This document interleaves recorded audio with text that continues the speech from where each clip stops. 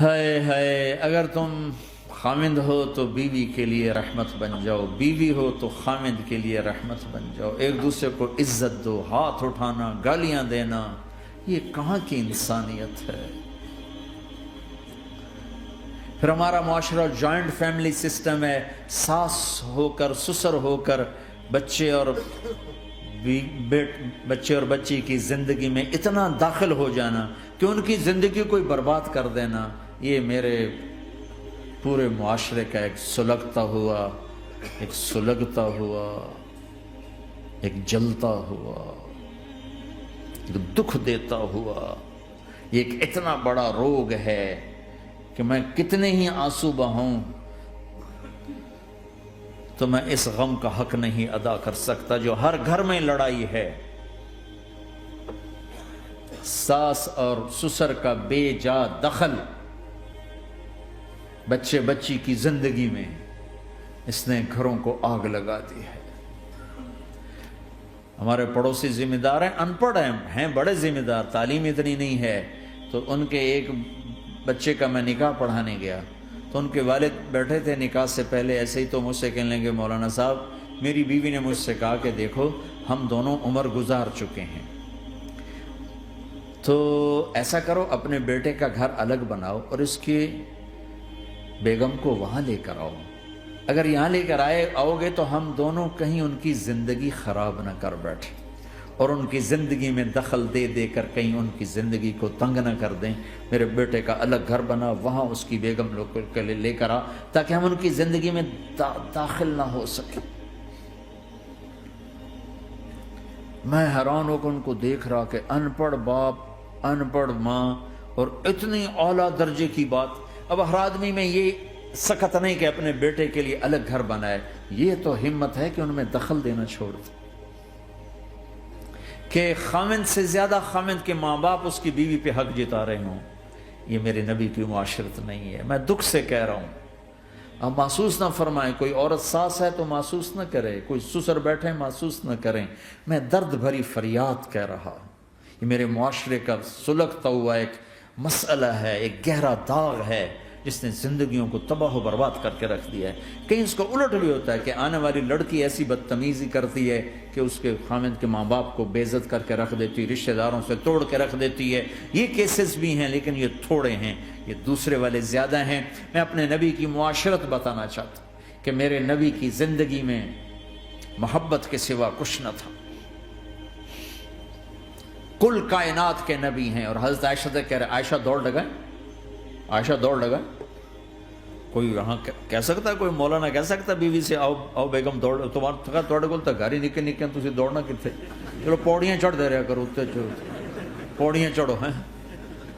عائشہ دوڑ لگائیں، کون کہہ رہے ہیں؟ دو جہان کے سردار عائشہ دوڑ لگائیں، تمہاری تو بزرگی فوت ہو جائے۔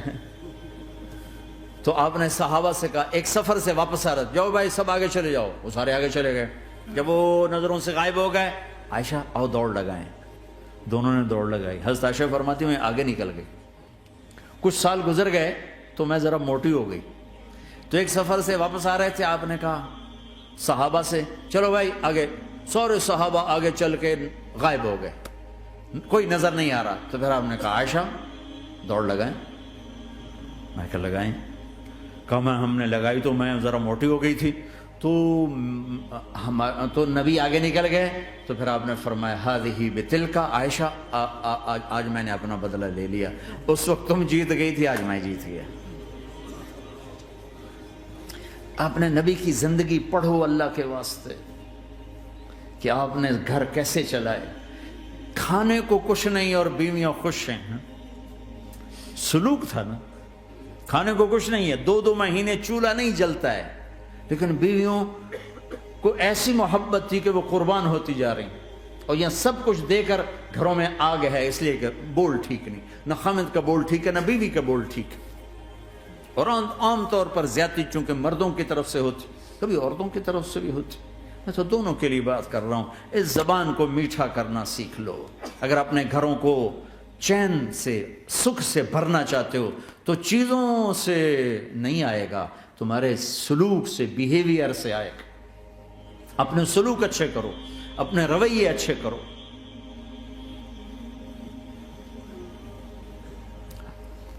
مسجد نبوی میں حبشہ کے لوگ، ایتھوپیا، وہ کر رہے تھے چھوٹے چھوٹے خنجر، اس کے ساتھ نا وہ رقص کر رہے تھے. تو حضرت عائشہ کے کان میں آواز پڑے کہ یا رسول اللہ میں نے دیکھنا ہے. تو کوئی ہمارے ایسا ہوتا کہتا تو لایا نہیں کرتی، فضول کام دیکھتی. تو نبی کی بیوی کو چل بیٹھ قرآن پڑھ، چل مصلی پہ بیٹھ جا، چل تسبیح پڑھ. تجھے خیال کیسے آیا دنیا میں دین مٹ رہا ہے، تمہیں خیال کیسے آیا کہ تو تماشا دیکھتی ہے؟ آپ نے کہا آؤ دیکھتے ہیں. خود آپ دروازے میں کھڑے ہو گئے اور عائشہ کو پیچھے کھڑا کر لیا. تو عائشہ رضی اللہ فرماتی میں آپ کے پردے میں کھڑی ہو کر میں دیکھتی رہی یہاں تک کہ آپ تھک گئے. ہمارے نبی تھک گئے، اور تھک کے نا کبھی یوں ہو جاتے، یوں ہو جاتے، ایک پاؤں کا سارا یوں کرو. پھر کہنے لگے عائشہ بس نہ کریں.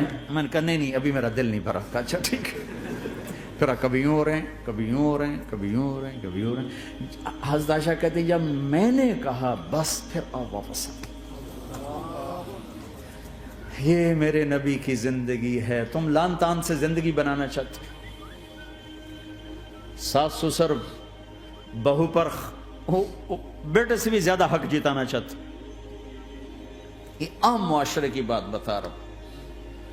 بہت تباہی ہے. میں تو مسائل سن میں نے تو اب اس دفعہ یہ ارادہ ہے کہ اب میں فون چھوڑ دوں گا، نہیں رکھوں گا، کہ میرے اندر ہمت ہی نہیں رہی کہ میں گھروں کے مسائل، میرا کلیجہ پھٹنے کو ہو. ایسے ظلم ہیں. ہمارا سسرالی معاشرہ بڑا ظالم ہے، بڑا ظالم. 99.99% ظلم ہے.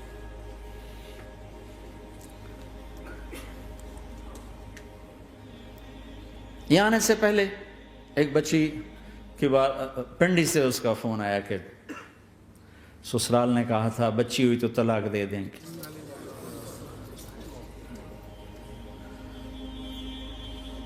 بچی ہو گئی. میں نے ہاتھ جوڑے، پاؤں پکڑے، میرا کیا قصور ہے، اللہ کی تقدیر ہے. طلاق دے دی، نکال دیا گھر سے. حج میں 2 بچی ساتھ تھے ابھی میرے حج میں. تو 22-23 سال کا بچہ تھا، اتنی سال کی بچی تھی. تو وہ میرے ساتھ حج میں اکٹھے تھے. تو ہم عرفات میں تھے. تو وہ بچہ میرے پاس آ گیا اور کہا بس مولانا میں اپنے گھر سے بڑا تنگ ہوں اور میں نے فیصلہ کیا میں جاتے اپنی بیوی کو طلاق دے دوں گا. میں نے کہا شادی کتنا عرصہ؟ کہا 3 سال. میں نے کہا بیٹا ایسا نہ کرو، میں جب حج سے ہم واپس جائیں گے نا عزیزیہ میں، تو تم دونوں میاں بیوی میرے پاس آنا. تو ہم جب واپس گئے تو میں نے پہلے اس کی بچی کو بلایا اور وہ خود ہی ملنے آ گئے کہ میرے کچھ مسائل ہیں. پھر اس نے بیچارے نے اپنا دکھڑا شروع کیا. تو کہا جی 1 سال بچہ نہیں ہوا تو میری ساس نے مجھے اتنا ذلیل کیا، سسرال نے، یہ تو بانجھ ہے، اس کا تو ہونا ہی نہیں ہے. اور اتنے تانے کہ میرے ماں باپ بھی رو برا حال، میرا رو برا حال. پھر آخر یہ ہوا کہ چلو میڈیکلی دیکھا جائے، ٹیسٹ کیا گیا تو فالٹ بچے میں نکلا. میں تو کلیئر تھی. تو پھر میری ساس کی ٹیپ بدل گئی. تو تقدیر ہے، تقدیر میں لکھا تھا ایسے، تقدیر ہے. اب تقدیر آ گئی، اللہ کی رضا پہ پہلے اس کو ذلیل کیا ہوا تھا، اور جب بیٹے میں فالٹ نکلا تو اب یہ تو تقدیر ہے، تو اللہ کی رضا پہ راضی ہو جائے. یہ چھوٹے مسائل. جب میں نے تھوڑی سی ان سے سٹنگ کی تو ابھی میں ان سے فون سے ان ٹچ ہوں کہ کہیں یہ پھر بے وقوفی نہ کر بیٹھے. کہا مولانا ہمارا گھر سکھی ہو گیا پر ماں باپ دونوں ناراض ہو گئے. میں نے ان کی ناراضگی کی فکر نہ کر، انہیں راضی کرنا تیرے ذمے، تیری بیوی کے ذمے نہیں ہے. تو اپنا حسن سلوک باقی رکھ. اس حد تک یہ ہمارے گھروں میں جو نہ جاننے کی وجہ سے دیکھو تمہارے یہاں ٹریفک کا سسٹم کتنا اچھا ہے. 10,000 گاڑیاں چل رہی ہوں، ٹریفک بلاک نہیں ہوتی، چل رہی ہوتی، چونکہ ہر آدمی اپنی لائن میں چل رہا ہے. اور ہمارے پاکستان میں 10 گاڑیاں کٹھی ہو کے سر پھنسا کے کھڑی ہو جاتی ہیں، ساری رات کھلوتے رہتے ہیں، راہ نہیں دیتے، کھلوتے ہیں کئی دفعہ او تو ہٹ او تو ہٹ او تو پیچھے ہو تو پیچھے ہو، 200 گاڑیاں ادھر 200 ادھر. یہ چونکہ میں روز سڑکوں پہ چلتا ہوں، روز یہ تماشا دیکھتا ہوں.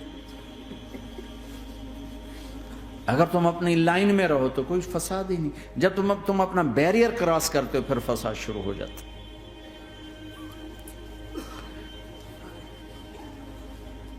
تو بھائیو اپنے نبی کی زندگی سیکھو. ایک سارا کام، چھوٹا سا کام، زبان. غیبت چھوڑ دو، جھوٹ چھوڑ دو، گالی چھوڑ دو، تانا چھوڑ دو، طنز چھوڑ دو، برا بھلا کہنا چھوڑ دو، بلکہ حوصلہ افزائی کرو، تعریف کرو. ایک ہماری دھوبن تھی ماسی شریفہ، مرحوم 85 میں فوت ہوئی، سن 85، بہت لڑاکی تھی.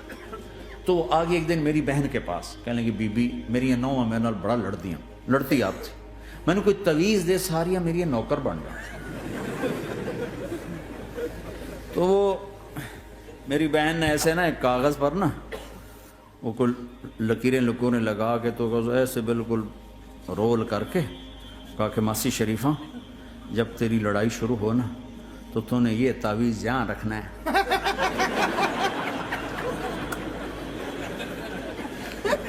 اور اس کو گرنے نہیں دینا. اگر یہ گر گیا تو بڑا فساد ہو جائے گا. اب کیا چکر تھا، چپ کرانا تھا اس کو. لڑائی تو ساری اس کی تھی. ہفتے کے بعد وہ آگے بی بی تو تا ایسا تویت دیتا ہے ساری لڑائی مک گئی. کیوں؟ جو ماسی شریفہ آپ چپ ہو گئی. یا وہ شروع ہوتے وہ ایسے کر کے بیٹھ جاتے، لڑائی ختم. تو میں سب کو یہ تعویذ دے کے جا رہا ہوں، جب تمہاری لڑائی شروع ہو تعویذ یہاں رکھ لینا، بولنا نہیں. دیکھنا چند دنوں میں تمہارے گھروں میں محبت کے پھول کھلی.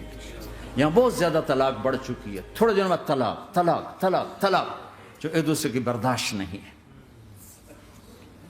یہ میرے نبی کی زندگی ہے. برداشت کرو.